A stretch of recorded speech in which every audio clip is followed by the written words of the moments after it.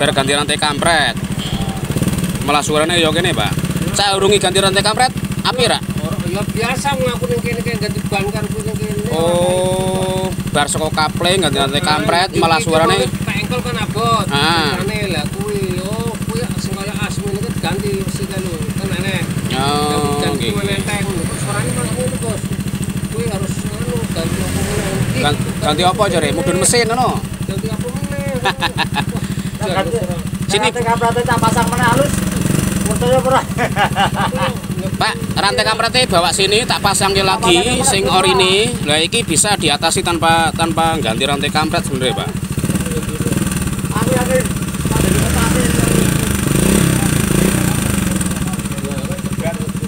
Nembe 4 hari ya, Pak? Nembe 4 hari berarti. Oh. Lah awal mulane sampai ganti rantai kampret pripun? Ya, itu kan ini diengkol pun rokok biasanya. Heeh. Ya, ini kan nenteng, ini kan agak abot.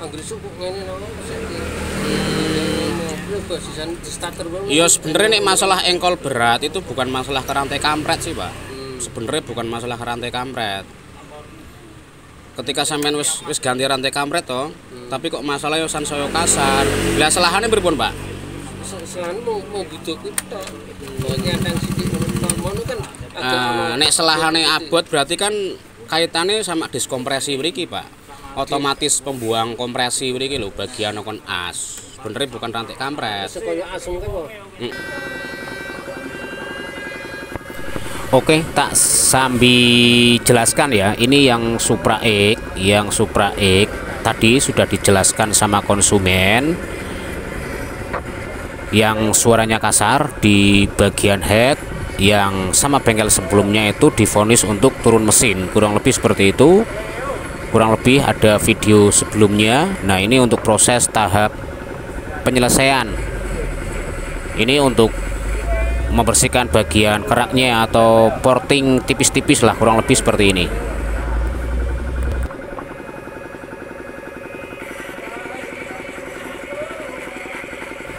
Saya jelaskan sekali lagi, intinya yang bermasalah di sepeda motor Supra X ini, yang pertama yaitu boss klep mengalami kelonggaran ya. Boss klep itu mengalami kelonggaran antara boss klep dan batang klep. Itu yang pertama. Kemudian batang klepnya itu sudah baret atau luka, sehingga daya dorong naik turun antara batang klep dan boss klep itu macet atau kurang longgar, kurang lebih seperti itu. Intinya kurang longgar ya, atau macet lah, intinya macet. Kemudian yang menyebabkan suara ngiklik itu lebih ke bagian boss klep, Untuk seher dan ring seher saya anggap masih bagus, tidak ada masalah. Walaupun di video sebelumnya itu untuk pemasangan tulisannya mungkin yang in itu kok di bawah gitu, saya tidak mempermasalahkan, karena dari bengkel sebelumnya mungkin saja sudah dilakukan pengukuran antara diameter pin tengahnya ke bagian dinding atau setengah dari jari-jarinya itu loh. Kemudian selanjutnya di bagian seal klep, itu sudah mengalami keausan, atau intinya seal klep itu sudah tidak bisa berfungsi untuk menahan oli, karena seal klep secara fisik sudah mengeras atau sudah keras lah. Nah, makanya saya mewajibkan bapaknya untuk saya lakukan penggantian di seal klep, kemudian boss klep, seating klep sekalian juga nanti dilakukan skur ulang. Makanya di video sebelumnya itu di bagian kubahnya atau ruang bakarnya kan ada lembab oli, itu masuknya melalui celah seal klep ya, kurang lebih seperti itu. Oke, saya lanjutkan dulu untuk pemportingan ini, nanti lanjut lagi.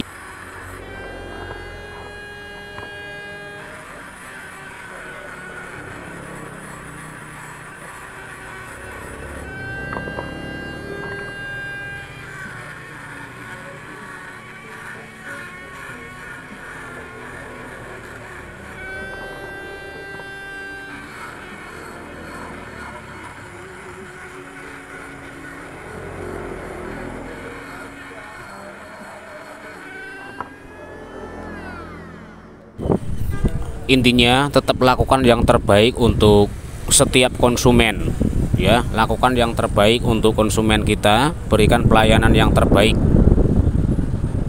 supaya kendaraannya itu tetap awet gitu loh, kurang lebih kan seperti itu.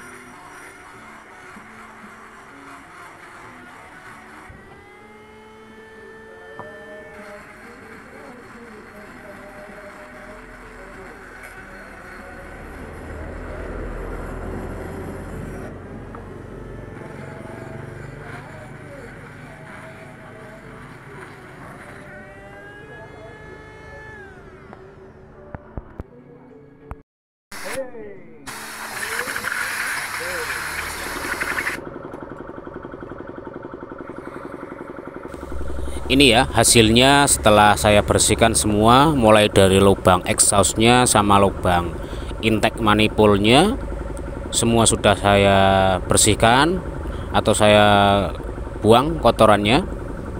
Ini tahap finishing ya.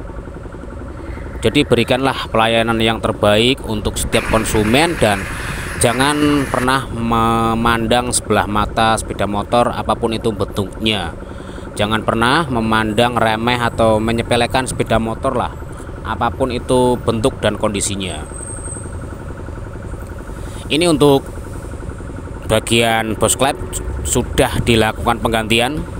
Nah ini kencang seperti ini ketika sudah dilakukan penggantian boss klep ya, kencang tidak oblak antara batang klep sama boss klepnya. Nah bisa diperhatikan ini berbeda dengan video sebelumnya ya. Ini saya kencang seperti ini untuk innya, kemudian untuk X juga sama kencang. Intinya lakukan bersihkan saja lah keraknya, jangan diporting terlalu ekstrim. Kalau diporting terlalu ekstrim nanti malah performa semakin berkurang gitu loh.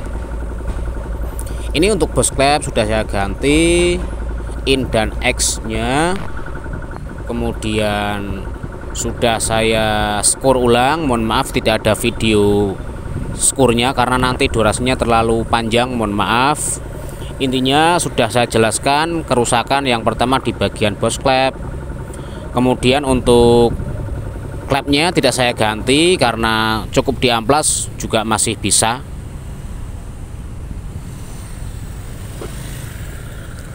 Kemudian ini untuk tahap finishing ya, untuk tahap finishing semoga berhasil lah.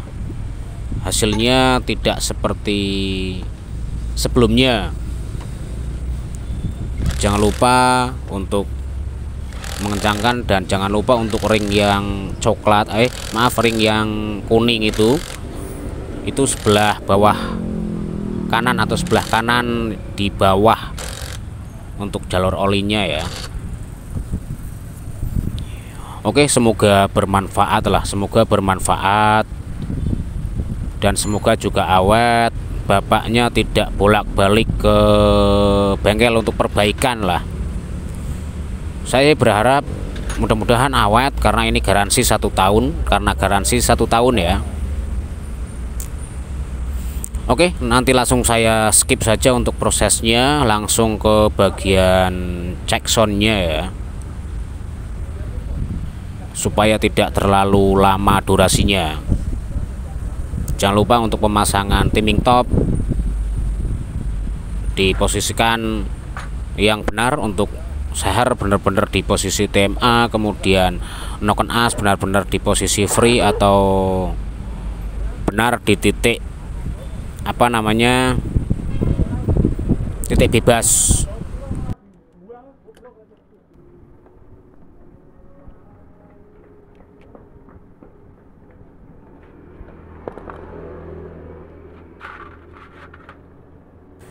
Dan jangan lupa setelah dirakit itu jangan lupa tutup dulu bagian tutup klep bawah, kemudian nanti mesin dibunyikan untuk dilakukan pengecekan apakah pompa olinya itu naik ke bagian head. Kalau C series ini kan ciri-cirinya ada suara ngorok, itu pertanda bahwa pompa olinya jalan dan olinya juga masuk ke bagian knock as untuk melumasi. Kemudian jangan lupa cek di bagian selang pernafasan atau selang hawa, itu letaknya di atas standar tengah ya, atau di sebelah depan ban belakang, kurang lebih seperti itu. Intinya jangan lupa cek dengan teliti. Ini sebentar lagi saya skip untuk langsung ke proses cek sound sama pengecekan di bagian jalur pompa oli apakah masuk ke bagian headnya. Oke, tetap simak. Oke, cek sound ya, ini tahap terakhir ya, finishing cek sound. Engine atau mesin sudah nyala, suara halus karena tutup klep bagian ini tuh belum saya tutup untuk ngecek pompa oli. Itu ada suara ngorok, itu menandakan bahwa pompa oli itu sirkulasinya berjalan. Pompa olinya itu intinya olinya itu bisa naik ke bagian head ya.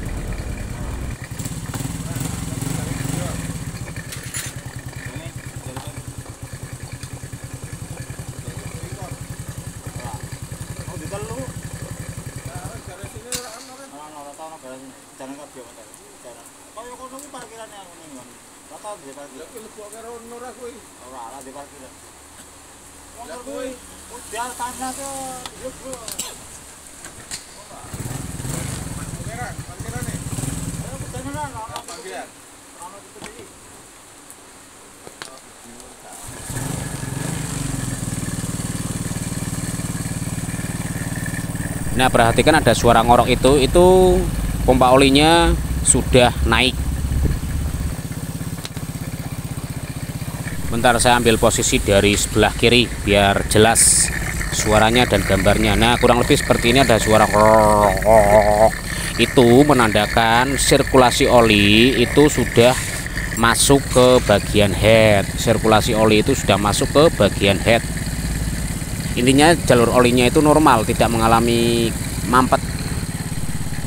Kemudian cek di bagian selang pernafasan ini atau selang hawa ya. Ini walaupun sepele sangat berpengaruh. Ketika ini tidak keluar angin, maka kompresi itu akan kembali lagi ke kalter tengah atau kembali ke bagian kop melewati celah-celah ring seher, kemudian sil-sil bagian oli atau sil magnet atau sil engkol, intinya sil persneleng juga kalau ini buntu ya. Baik, untuk Honda Supra X ini saya nyatakan selesai karena suara mesinnya sudah kembali standar halus seperti Honda Supra X pada umumnya. Terima kasih.